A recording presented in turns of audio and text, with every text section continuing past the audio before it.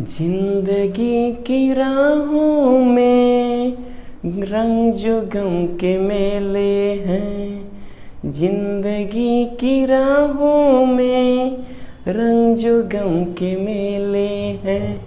भीड़ है कयामत की, भीड़ है कयामत की, फिर भी हम अकेले हैं, लेकिन बहुत झमेले हैं। तो मेरे प्यारे प्यारे दोस्तों, आप सभी का YouTube के नंबर 1 चैनल शुभम क्लास में बहुत बहुत स्वागत है। तो दोस्तों, आज हम बात करने वाले हैं आपको अनसीन पैसेज किस तरीके से आप सॉल्व करोगे, कितने आसान तरीके से सॉल्व करोगे। जैसा कि मैंने कहा कि बहुत झमेले हैं, तो ये झमेला नहीं, इस झमेले को मैं आज सॉल्व करूंगा और आप कहोगे सर ये क्वेश्चन अब मैं बोर्ड एग्जाम में नहीं छोड़ूंगा, हल करके आऊंगा और आप हल करोगे। तो देखना मेरे प्यारे दोस्तों, सबसे पहले हम बात करते हैं कि कैसे अनसीन पैसेज का क्वेश्चन पूछता है, फिर उसका आंसर किस तरीके से हम बहुत आसानी से देते हैं। तो देखना क्या है, सबसे पहले आपके क्वेश्चन के प्रकार की बात करते हैं। तो इतना कह रहे हैं आपसे बार बार कि आप वीडियो को शुरू से लेकर अंत तक जरूर देखिएगा। अगर एक भी पॉइंट आपने मिस किया तो अनसीन पैसेज फिर आपको आने से रहा। तो चलिए इस unseen, how to solve unseen passage, unseen passage कैसे हल करें, क्वेश्चन के प्रकार को हम समझते हैं। क्या दिया है, हमने लिखा है आपके सामने क्वेश्चन के प्रकार और हल करने का तरीका। तो आपके सामने सबसे पहले है सामान्य क्वेश्चन। सामान्य क्वेश्चन का अर्थ क्या मेरे प्यारे बच्चों? सामान्य क्वेश्चन से मतलब है ऐसे क्वेश्चन जिसको जब हम पढ़ें और तुरंत उसका जवाब आ जाए। जैसे सपोज दैट आप अपने मन में एक कहानी ले लो, आप अपने मन में एक छोटी सी कहानी ले लो और उसमें कहो कि एक राजा था, उसकी 3 पुत्री थी, वह उज्जैन में राज्य करता था। वो राजा ने अपने पड़ोसी से झगड़ा किया। अब मैं आपसे पूछूं इतने ही क्वेश्चन में बच्चों, आप बताओ राजा की कितनी पुत्रियां थी? आप कहोगे सर 3। यानी इसका क्या मतलब है? इसका मतलब यही है कि जवाब एकदम शानदार और छोटा, यानी कैसे, कौन और क्यों, ये है सामान्य क्वेश्चन। तो एक बार पैसेज को रीड करने के बाद हम इस सामान्य क्वेश्चन को पढ़ते हैं और समझते हैं। आपको बात करते हैं जिस सामान्य क्वेश्चन हमने कह दिया। अब आप कहोगे सर आपने ऐसा कहा क्यों? तो मैं आपको बता दूं, दूसरे टाइप का क्वेश्चन पूछता है कि अपोजिट और सेम वर्ड, कि आप क्या करिए इसमें बताइए कि इसका जो है सेम की, इसमें आए गए लाइन जितने पैसेज के हैं उसमें सेम वर्ड किसका निकलता है, आप पढ़ोगे। अभी मैं इसका तरीका बता रहा हूं, पहले क्वेश्चन समझ लीजिए किस टाइप के क्वेश्चन आएंगे। क्वेश्चन जानोगे तभी तो आंसर देने ना आपको है। तो देखो आप बात करते हैं टाइटल, और इसका क्या पूछता है? टाइटल पूछता है कि जो पैसेज दिया है उसका क्या सुटेबल टाइटल होता है। मैं अभी उसको भी क्लियर करता हूं कि टाइटल क्या हो सकता है, कैसे तुरंत आप टाइटल का पता कर सकते हो। और समरी, जब एक बार उसकी समरी क्या होगी, पूरा पढ़ने के बाद कैसे सॉर्ट करते हैं, सब कुछ आपको हल करने का तरीका आप जो देख रहे हो मैं उसमें आपको भी क्लियर करता हूं। इसलिए आप एकदम अच्छे से मेरी बातों को सुनते रहिए। आज जो झमेला है वो पूरी तरह से हल होने वाला है। अब बात करते हैं फ्रेज की। कभी कभी क्वेश्चन आपसे ये भी पूछता है कि बताइए इसके क्वेश्चन क्या होंगे, इस फ्रेज के क्वेश्चन कैसे सॉल्व होंगे, क्या इसका अर्थ होगा, इसका अर्थ क्या होता है, इसका यूज करिए। तो अब आते हैं आपके ये तो क्वेश्चन के टाइप और ये रहे हल करने के तरीके। देखिएगा, सबसे बड़ी बात हम आपको बता दें कि हल करने का तरीका क्या होता है। तो लिखा होता है आपका पैसेज में कि read the passage carefully and answer.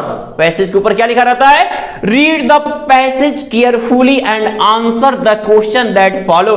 और जो आगे दिए गए प्रश्नों का क्या करिए, आंसर दीजिए।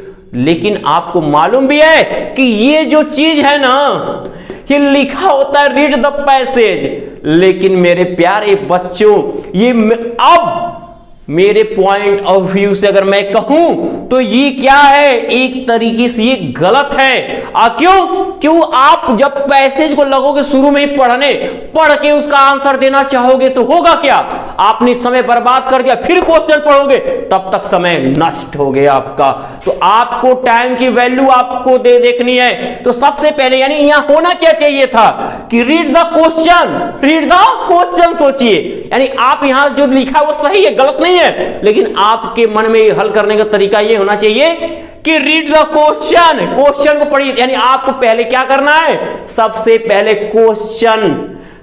क्वेश्चन रीड करना है, तुरंत जवाब आपको पहले जो सामान्य क्वेश्चन है, जो जनरल क्वेश्चन है, उनके जवाब आपके सामने होंगे। अब आप जैसे ही क्वेश्चन को पढ़ते हो तो क्वेश्चन पढ़ने के बाद क्या लगेगा, जैसे मैंने कहा ना कि राजा की कितनी पुत्रियां थी, तो आपने बताया 3। जब वो तो हिंदी था बता दिए, इंग्लिश को डीपली पढ़ने के लिए जरूरी नहीं कि हमको इंग्लिश का सब अर्थ पते हो। अब क्या है, जैसे मैं पूछ दूं यहां पे हु टीचेज ग्रामर कौन पढ़ाता है, ये क्वेश्चन है आपके सामने। अब बताइए, आपको नहीं मालूम ग्रामर का अर्थ क्या होता है, इंग्लिश इसकी हिंदी नहीं मालूम, तो आपको इंग्लिश को इंग्लिश में रहने दीजिए। क्यों परेशान हो कि हमको तो अर्थ आ ही नहीं रहा है, हम क्वेश्चन नहीं हल कर पाएंगे, हम आंसर नहीं बता पाएंगे। बताओगे, बहुत आसान तरीके से बताओगे। क्या करोगे, जो हु है, आपको पता है ना हु का अर्थ कौन पढ़ाता है, हाँ भाई पीयूष सर, तो पीयूष सर टीचर्स ग्रामर, तो आप उस चीज को लिख दोगे। लिखने के बाद यानी इसका नहीं मालूम था लेकिन इसका तो मालूम था। तो ऐसे ही जब क्वेश्चन आपका दिया रहेगा, आप तुरंत यह मानिए कि जो पहला क्वेश्चन होता है वो आपको पैसेज के का जो पहला पैराग्राफ होता है उसके पहले या दूसरे तीसरे लाइन में जरूर मिलेगा और उसमें का देखिएगा। लेकिन जैसे क्वेश्चन पूछता है आंसर आपको वैसे ही देना होगा। यानी प्रेजेंट इंडेफिनिट लिखा है, ईएस आया है, तो यहां जवाब बस हु का, तो आप हु का ही जवाब दोगे। कॉम्प्रिहेंशन या अनसीन पैसेज सब एक ही है, तो आप वैसे ही जवाब देके फुल स्टॉप कर दोगे। आंसर हमेशा असर्टिव में ही होना चाहिए। अब दूसरे की बात करते, दूसरा जो क्वेश्चन आपका जब कहता है कि सेम वर्ड खोजिए, तो आप जब क्या करोगे, अब कहोगे उसको छोड़ दीजिए, अब उसको छोड़ के आगे बढ़िए, क्योंकि उसमें समय गंवाना पड़ेगा, क्योंकि तीसरा क्वेश्चन जो है उसके लिए पैसेज पढ़ना होता है। तो एक बार जब पैसेज को पढ़ेंगे तो उसमें देखेंगे कौन सा शब्द बार बार आ रहा है, किसकी चर्चा बार बार की जा रही है। शुरू से लेकर अंत तक पैसेज को पढ़ लेंगे लाइन से, एक बार पढ़ेंगे देखिए बार बार कौन सा शब्द आ रही है। मान लीजिए कोई बार बार ड्यूटी आ रही है, तो द इंपॉर्टेंस ऑफ ड्यूटी। अब देख रहे हो महात्मा गांधी की चर्चा हो रही है, अब बार बार महात्मा गांधी के बारे में कहा जा रहा है, कह सकते हो महात्मा गांधी टाइटल दे सकते हो, या आवर ग्रेट लीडर टाइटल दे सकते हो। ऐसे ही आपको जिस भी मैटर पे आए वो बात, और उस मैटर की चर्चा बार बार लाइन में हो, कई जगह हो, तो आप उसको आप एक किताबी टाइटल बना सकते हो। जैसे आप देखते होगे, मूवी देखते होगे, सीरियल्स देखते होगे, वो जो कहानियां होती हैं वो कहानियों की एक टाइटल होती है जिस पर वो पूरे इर्द गिर्द तो घूमता है। रामायण है तो राम जी पे डिपेंड हुआ, श्री कृष्णा देखिए तो कृष्ण जी, यानी तो ऐसे ही जिस टॉपिक पे होता है उस चर्चा, उस टॉपिक को ही उसका टाइटल बना देते हैं। मेरे प्यारे बच्चों, ये आपका होना चाहिए जज्बा। और जब टाइटल लिखने के बाद अब एक बार आपने अर्थ को पढ़ा था, अब कहानी आप जान गए, तो अपनी भाषा में इसके लिए आपका टेंस मजबूत होना चाहिए। और टेंस की मजबूती आप 12वीं तक आ गए, 10वीं कुछ ने पढ़ा और 12वीं आया, बहुत टेंस सीखा है और मैंने सिखाया।